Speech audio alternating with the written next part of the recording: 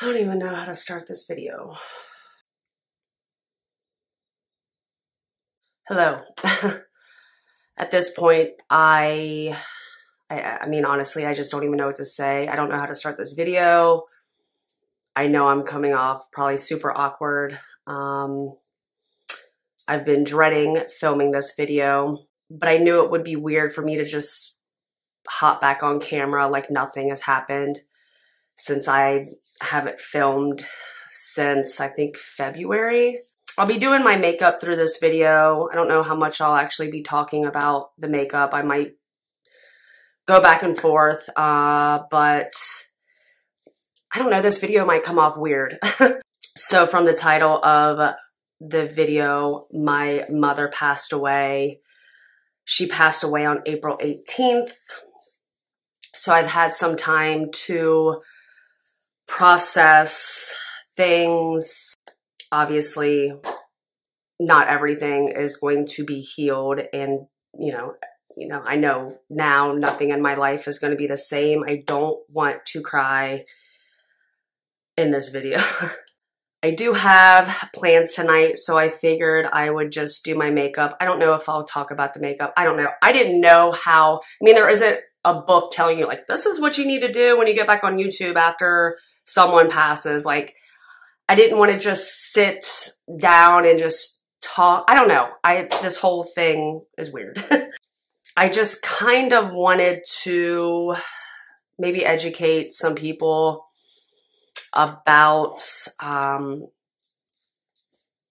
what she went through, what she was diagnosed with, how quickly things happened, just to hopefully save somebody else's life. I don't know. Like I might be saying I don't know a lot because this is awkward. This is weird. This whole thing is so fucking weird. Hopping back on camera and telling you my mom passed. Like, this whole thing is so fucked up. I've purposely been avoiding filming this video, and I was trying to give myself excuses today even not to film this video. But I'm hoping once I get past this, then maybe this can be an outlet for me to just try and find some type of happiness again in my life. I do already have lashes on and waterproof mascara. That's been my go-to lately so that I won't cry. I feel like I have been wearing these lashes nonstop. They last. They last through hysterically crying. Lots of crying. They're amazing. They are the Kiss and Press. This is a new box. I just got them yesterday. Like the press and go, like little lash pieces. They last. I can tell you right now, they've been tested, tried and true. My number one ride or dies now. I will never go back to a normal lash. Those are bomb. And then I have my Essence waterproof mascara on that also lasts through a bunch of fucked up shit.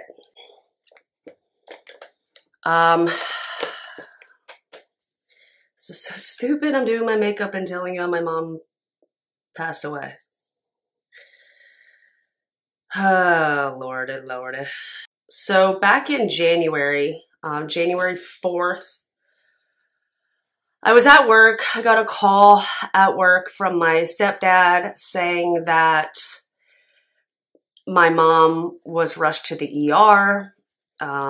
She had like slurred speech and kept repeating things over and over, acting weird, couldn't speak right.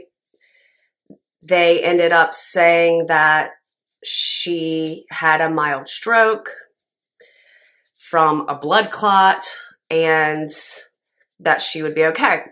They scheduled her with a follow-up visit with a neurologist, with the same neurologist that diagnosed her, for 8 weeks out.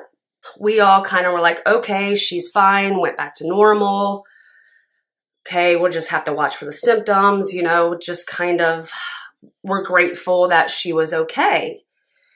So things went on as normal. Nothing else happened. That was weird. And then on March 16th, I got a phone call again from my stepdad. And he said, hey, your mom's back in the ER. And I kind of thought maybe it was the same thing, like maybe she had another stroke. Apparently she had been having headaches for weeks. Actually, I think at this point he was saying like a month. I can't really remember, but I know it was for a while, and they kept just intensifying. They own a travel agency, and it's a pretty stressful business. So they passed it off as, you know, stress and lack of sleep and things like that. So nothing really, you know, raised a red flag until her headaches were so bad that she literally could not get out of bed. Like she could not. She just couldn't function, couldn't get out of bed, couldn't open her eyes. Just really weird. And I guess once it got to that point, it was for like 3 or 4 days. And my stepdad finally called an ambulance and they came and got her. So when I got to the ER, she was just laying in bed, like not really speaking, nothing. So back in January, they had taken scans of, you know, I guess the CT scans of her head. We didn't see those scans back in January. So when she went back on March 16th, they obviously did more scans of her head. And at this particular hospital, they said they didn't have a neurosurgeon. She had brain swelling, and that if her brain kept swelling, then they would obviously have to go in and open her up to allow for her brain to swell. And there was only one neurosurgeon in the area, so she got transferred to that hospital. So they transferred her to that hospital, and then on St. Patrick's Day, we're all sitting in the room waiting on the neurosurgeon to come in, and she was diagnosed with glioblastoma. She had a brain tumor. It's, from what we were told, one of the most aggressive forms, one of the most aggressive tumors that there is. So, of course, we are all hysterical. She's just still like laying there, basically like a fucking corpse, like nothing, just laying there.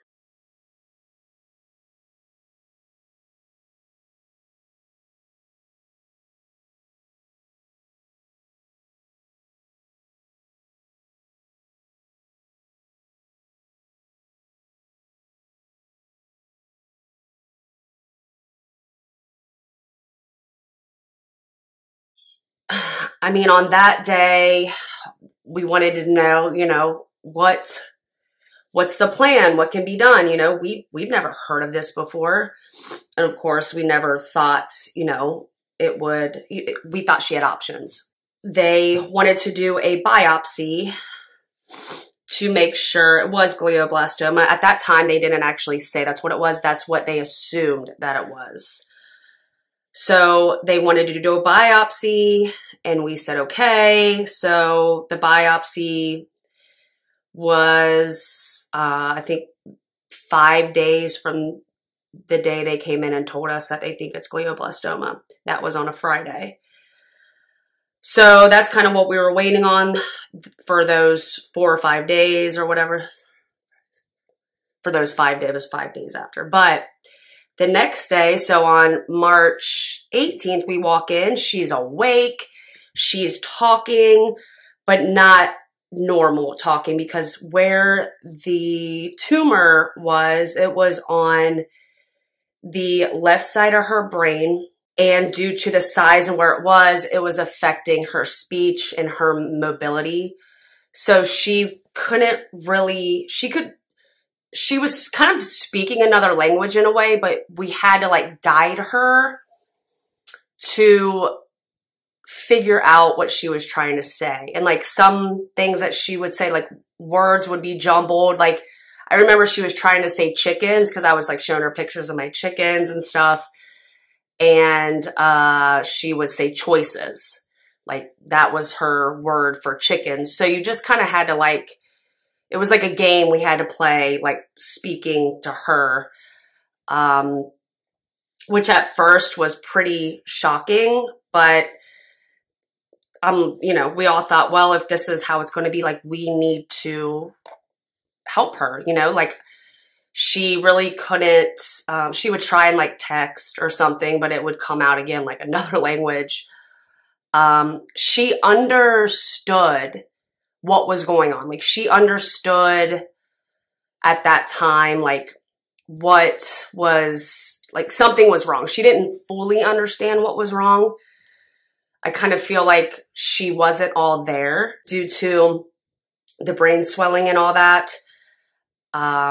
They put her on these different kind of medications. I think one was called mannitol, which helped her tremendously, but it's very short lived. Like it only helps for a short period of time. They did like these salt water, like sodium chloride drip things, that would decrease the brain swelling. That really doesn't last very long. So basically we were just, it was just a Band-Aid basically for, the situation. Through the next several days, they were good days. I mean, she was lively. We were able to converse, and even though it was a struggle, we still were able to, like, you know, have conversations in a way. I was just thankful to even be able to have the conversations with her. Basically, we ate up the good days. Like we were just happy to have good days with her because we really didn't know what was ahead. So then finally we get up to the day of the biopsy. It went great. You know, obviously that day we got there in the morning just before she went down. She was excited. She, you know, she knew what was going on. She just had a tough time voicing it or, you know, saying it. The biopsy went great. It took forever to get biopsy results.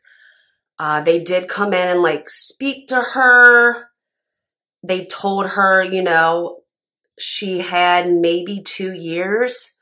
And of course she would say, well, I will, you know, I'll beat that. I will do longer than 2 years. Like, it's fine, you know? And I feel like she was just kind of being strong for us. So, I mean, that's what they were telling us. Like, she had probably 2 years, you know? They approved her for radiation and chemo. So we're like, okay, so things can happen. Miracles can happen. So that was the plan. That was the plan when, you know, before she got out. So after the biopsy, they sent her home 2 days later. She was still pretty tired, which, you know, from getting she got a part of it. They went, they went in on the side of her head to get the biopsy. You know, she was on pain medicine and things like that. She still had headaches because the brain swelling didn't completely go away. Like I said, it was just a Band-Aid. So, you know, she went home. We thought we would be starting like chemo, radiation, everything like that. 2 days later, she was in excruciating pain. My stepdad took her back to the hospital. The brain swelling was back. So that's when I started to realize, like, you know, how are they going to be able to stop this from coming back? And I started to realize, like, holy shit, like, they're not going to be able to stop this from coming back. It's going to continue to keep happening. Because again, the mannitol only lasts so long. The sodium chloride, your body starts to figure out how to process it and it stops working. The sodium chloride for the swelling only lasts like 3 days and then your body gets used to it. So the brain starts to swell again. So I started to begin to process this pretty early on. Within, you know, first week or two, Well, after she went back in for the second time, I'm like, this isn't good. I said to my brother, we were literally sitting in the ER together waiting to go back. And I'm like, this isn't good. And he's like, no, this is not good. So I think him and I were on the same page. My stepdad, he never gave up hope. He always, thought things were going to get better. Well, so she's back in the hospital. The ER, every alarm was going off. Like, it just wouldn't stop. Her SATs were terrible. They had to get her stabilized. So, she was worse with the speech. She really couldn't talk at this point. So I guess there's like brain shifting. So you have like the mid part of your brain or the center of your brain. Sorry to anybody if you're in medical and I'm totally butchering all this medical stuff. This is just somebody who's ignorant to all this kind of news. This is how I process it. But you have like the center of your brain. She had a brain shift due to it was on the left side. So due to the tumor, and I guess the tumor had grown as well, it was shifting her brain, that's what's causing the excruciating pain. So just within that short period of time of her going home, her tumor grew, her brain shifted, I think, so many millimeters, which, to anybody else, you think of like a millimeter, super small. But when it comes to your brain and brain swelling, anything is a lot. So she, I think, had an additional, from just the first time she went in, an additional 2 millimeters just from those like 2 or 3 days being at home. So they said the tumor is growing at an alarming, rapid, crazy rate. But like I said, so when I'm trying to get like everything in a row, but when she was back in the ER for the second time, she really couldn't speak too much. She was on the pain medicines or whatever. She did raise up like out of bed, starting to get real antsy, trying to like tell me something, but I couldn't understand her at all. And I'm trying to like fish, like throw everything I can out there of like what she wanted, what she needed. When I finally figured it out, she had to pee. Finally, like the second I figured it out, I'm like, oh my God, you got to pee. I ran out there trying to get a nurse. By the time I got, like, there was nobody coming. I'm like, she has to pee. Can somebody help her? Blah, blah, blah. Like, I'm frantic. I walked back in the room maybe like 10, 15 seconds later. She just like had peed all over herself, all over the bed. And she was just like the look on her face and just, I don't know, it killed me. She's trying to like take her gown off. I was just trying to like tell her everything's okay, just trying to comfort her. I start kind of losing my shit on the nurses that are just sitting there doing, like literally sitting there doing it. It's not like they were on a computer. It's not like they were trying to get something for another patient. There's 2 of them literally sitting there, just like nothing. And I start kind of losing my shit in a very like nice way, actually, but in my opinion, losing my shit. Trying to get somebody in there, finally they came in and I just sobbed. But that was a day I realized like I said, I think I was just processing a lot of stuff early on. So she went back in the ICU and trying to, we were just trying to get answers. Like, why hasn't she started chemo? Why hasn't she started radiation? Blah, blah, blah. And they just kept telling us, like, we have to wait till we get the biopsy results. So throughout that, stay, I'm trying to think how long she was in there that time. Like, I feel like she was in there like almost 2 weeks at that point. I think. It's hard to remember. But through those 2 weeks, obviously they're trying to manage the brain swelling. We're waiting on the biopsy results. Still nothing, still nothing. And I was thinking, like, time is going by here. Like, maybe the radiation could stop this tumor from growing anymore. That was just my logic. You know, I think the sooner the better. When we have to wait till the results, we have to wait till the results because we have to know what we're treating. Like, I understood that. Like, I got that. Nothing, nothing, nothing. Again, for that whole, like, 2 weeks, which I thought was weird.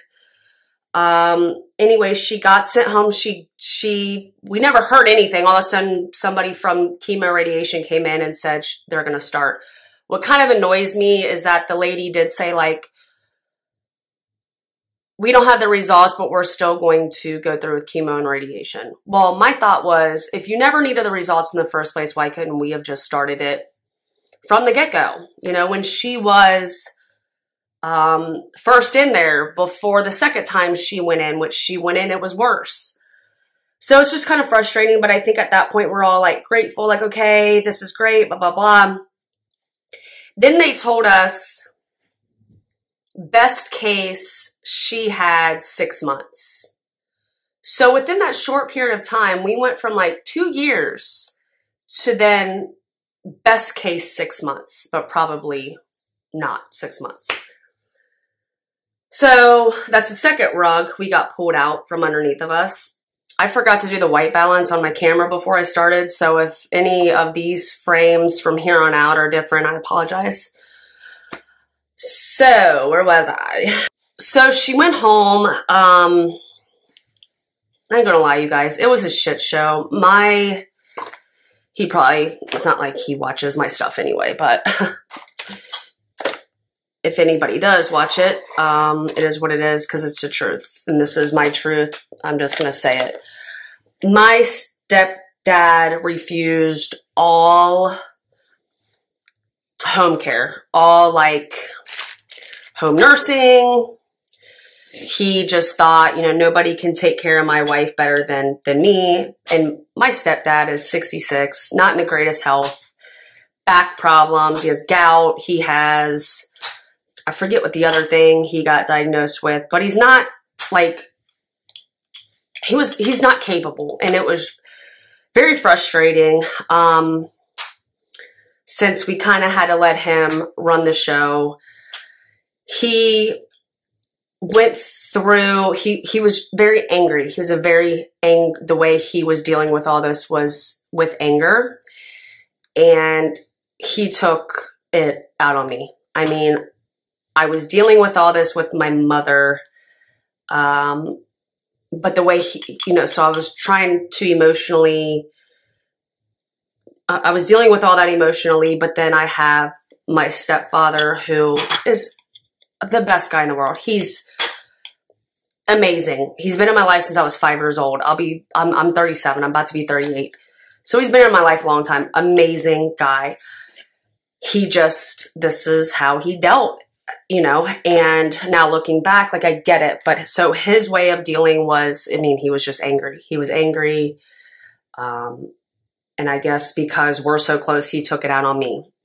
So I was dealing with all that emotion. So that was hard to deal with. But since he refused all that, I mean, he got a wake up call night one. I mean, she went to the bathroom in the bed. She you know what I'm talking, you know, not just pee. She went to the bathroom in the bed at night. He calls me the next morning. I took one break. I mean, I was up there, I think, like, I was up at the hospitals. I think I took 1 day off that whole time because I walked out of my job. Like, I technically quit my job March 16th, but my boss is so fucking cool. She just basically put me on a leave. But in my head, like, I walked out, like, I quit, like, you know. The day she went, so I took 1 day off. No, was it 1 day? Yeah. The first time she got discharged was a Friday. I took that day, you know, off because I didn't know when she was going to be discharged. And I wasn't going to be able to help. My brother and my stepdad, you know, were going to get her home and get her comfortable and all that kind of stuff. So I was like, well, I don't want to be in the way. So I just kind of took that day to, you know, just have a little bit of a break. And then the next time I took a break was the second time she got discharged. Well, that's the night that she went to the bathroom in the bed. I get a really nasty phone call from him the morning. Well, I called him that morning, lost his shit on me. So I rushed over there at like 8 a.m. The diapers on her all wrong. I'm cleaning. He did a really good job at cleaning her up. I will say that. But I think he was a disaster. The whole thing was a fucking disaster. So I think he started considering finally having an open mind to having some help, some professional help, which was absolutely 1000% needed. Because I even said to her, I got her cleaned up, put her in the wheelchair because she was going to go to her radiation. And I said, well, you got 3 dumbasses sitting here taking care of you, Mom. How do you feel about that? And she's like, you know, shaking her head. Like, we all kind of laughed. It was just kind of a funny moment because that's all it was a fucking circus. The wheelchair had no foot things on them. So her fucking legs are just dragging. Because she had no mobility because I forget if I had said this before. I think I was trying to tell you, but because the tumor's on the left side and where it was, her whole right side had no mobility. She lost all mobility on her right side. I think my stepdad was in denial is basically how I feel. No, nobody ever, like a professional never said that, but we all dealt with it in a different way. And I'm not sitting here trying to bash my stepdad. That's not what I'm doing. My stepdad is an incredible human being. My point is that, again, trying to educate you on different things that I was dealing with and telling you maybe you can relate, or if somebody is going through this, maybe you can direct them in a different way of better than I could, because I just kind of took it. It was a lot, but I think I learned a lot from this whole experience, but I'm not saying this to bash him. I know it's probably coming off like that, and that is not like what I'm trying to do. I guess I'm just, I don't know. I'm just sharing what happened. I really hope it's not coming off like that. She did start radiation in the hospital. I did forget that before she went home. So she got through, I'm trying to think how many days. Because she didn't do the weekends. It was only during the week. I think she got through half of them. She was supposed to get a total, gosh, I'm trying to remember. She was supposed to get a total of so many and then kind of reevaluate the situation. She got through about half. She got like, I think 6 or 7 or 9. I can't remember.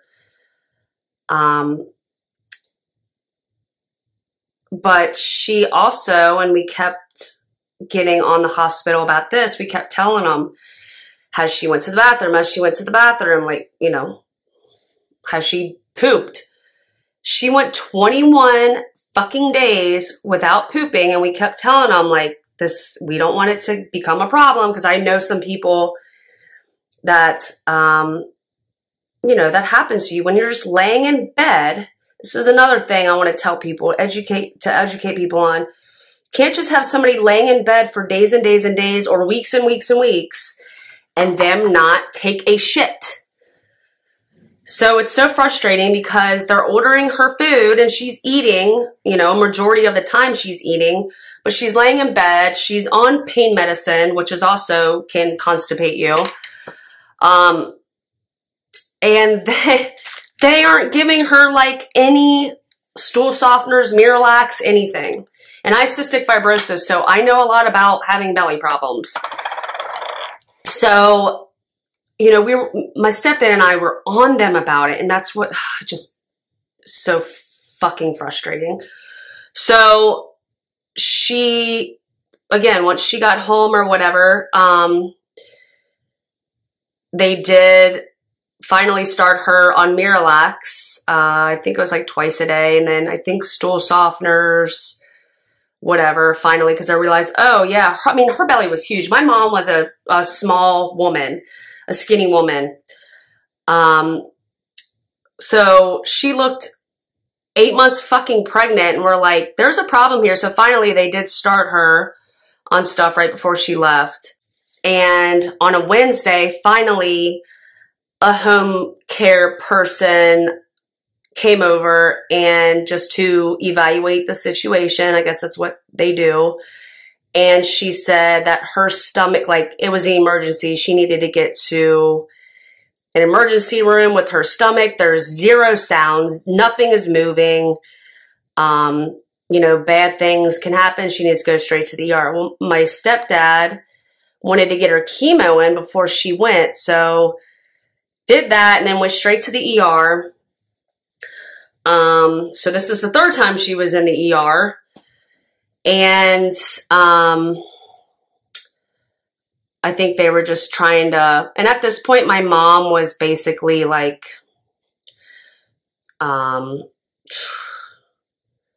she just laid there and slept. I mean, that's basically, that's how it was the last week of her life.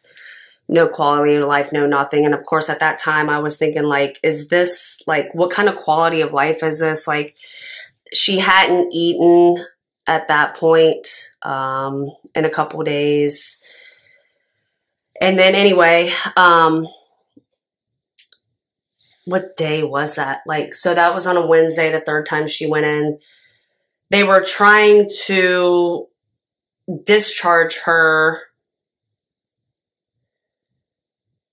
that Saturday. So the last time she went in was on a Wednesday. They were trying to discharge her on that Saturday. We're all like, are you crazy? Like, you know, like, she still hasn't went to the bathroom. This is why she came in, like, the next day or the day after or something. Does any of this even make any sense? I don't know.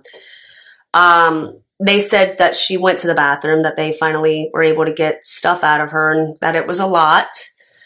My stepdad just asked that they kept her one more night because he was getting a hospital bed delivered, because we chose at that point to have like hospice. But like, from what they told us, you can be on hospice for a long time, months and months and months. You know, it wasn't necessarily like end of life hospice. So we're like, okay, that's fine, blah, blah, blah. Well, one day it was on a Saturday. That Saturday, because like I said, she went on a Wednesday. That Saturday, I was just checking to see her stomach. Like, I lifted up her gown to see if her stomach was smaller. Blood everywhere. Blood everywhere. I call, like, again, we're in the ICU. I call out, like, 4 or 5 people come in. My husband and I leave the room. They said it was most likely from the bowel movement she had, which made sense. Got her cleaned up. So they did end up keeping her that extra night because of that. So she got discharged that Sunday, and that was the only other day I took off. So I was not there. The only days I wasn't with her were the 3 days she got discharged. Then that Monday, I went over there. My stepdad had to go to his office. So I spent, I think like 6 or 7 hours with her. By that time, she was on morphine. And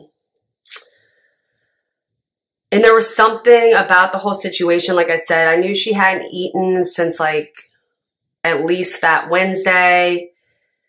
I think it was before then though. So like in almost a week on pain medicine. Then she was on the morphine. And then like something else too. I was like, this is straight up hospice shit. Like, she was in and out, and I just kind of like, something was telling me like, it's close. Like, it's close. So that Monday, I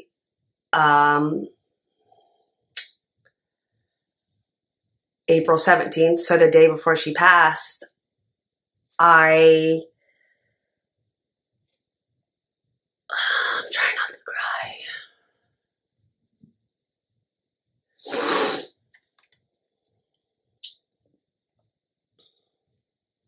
My mom always told me, put your big girl panties on and deal and fight. You know, that's what I keep telling myself, put your big girl panties on all my life. Through all the things that I've been through in my life. That's what she always said. You put your big girl panties on and you deal and you fight.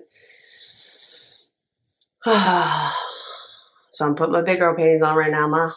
That Monday I was able to tell her just everything. Like she was in and out, like I said. She couldn't talk, she wasn't talking or anything like that, but I knew she could hear me. And I just, you know, expressed and said everything I wanted to her. I played her music. I played our song, which is Ain't No Mountain High Enough. She always played that when I was younger and said that was her song to me. But like I said, I spent like 6 or 7 hours, just her and I, and like I was doing my nails and just talking to her, telling her what I was doing with my nails, or like if I went to get food for myself, what I was cooking, and then like watching TV with her again. She really was just laying there. But I wanted her to have comfort and not just lay there in silence if she could hear me. And the reason I know she could hear me was because at one point I had said to her, like, Mom, I'm the woman I am today because of you. And she smiled. She hadn't, I don't remember last time I seen her smile. Well, before all of this started. I knew she could hear me, you know? Then my stepdad came back home, you know, and whatever, and I'm about to leave, and she starts trying to be vocal as I'm leaving, so I kind of came back and talked to her. So then on April 18th, the morning of, well, the day before too, I noticed her breathing was like the gurgling sound, which if you've ever heard anybody or dealt with anything like this, you know the sound. You know the sound I'm talking about. So I heard that. I think they call it like the death gurgle, the death something. It's when you know death is near. I also heard that on Monday. And then that Tuesday, April 18th, my stepdad called me pretty early in the morning, said her breathing is so heavy and yada, yada, yada. So I contacted the family and said, I think everybody needs to come over today, blah, blah, blah. My husband and I got there around 10, and she passed at 2:46 on April 18th. My mom was my best friend. I mean, I preferred to hang out with my parents over anybody. I mean, we would just go out with them. We would text and talk almost every day. I am trying to be there for my stepdad because he's just a fucking disaster, as anybody would be losing their spouse. They've been together like, I think like 35 years, worked together, ran a business together, lived together. So, I mean, they were constantly together. And then all of a sudden his person isn't there anymore, you know, which I can't even imagine. And the fact that she did pass in their house. So we did get her cremated. I have some of her ashes. My brother, obviously my stepdad, just having my life turn upside down in such a fast way is crazy. I will say though, like, I'm so grateful to have had her in my life for 37 years. Some people don't get that. I was able to have some closure with her, which I think has helped with my grieving process. If I didn't have that Monday, I don't know how I would be. I'm trying to stay positive and think of those things because I think it's really easy to go negative. I'm by far not perfect. I mean, I think I've been drinking more since all this has happened. And I do have times of anger, but I'm able to get out of that rather quickly. I think I'm going to try and do my brows off camera just really quickly, just slap them on and I'll be back. Over 2 months since all this started. No, yeah, geez. Yeah, a couple weeks, it'll be 3 months, so just fucking nuts. I don't know if this lip color's staying. It's just here and I'm just throwing it on. I think it's going to be a pretty tough year. I have my good days and my bad days. I'm starting to have more good days than bad days. I try and keep myself busy. I mean, at this point, I feel like that's all I can really do. And sometimes it doesn't even feel real. Like, I have went to like call her or text her.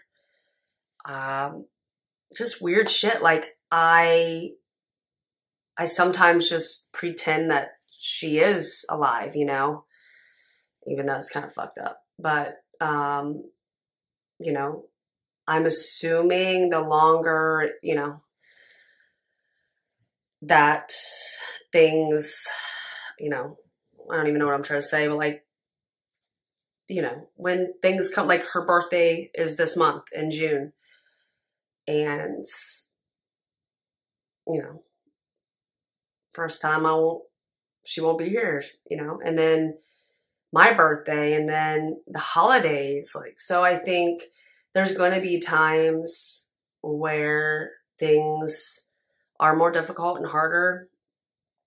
But again, I'm trying to keep the positive and know that I still was a very lucky person to have her in my life as long as I did, and that I was able to have some closure with her.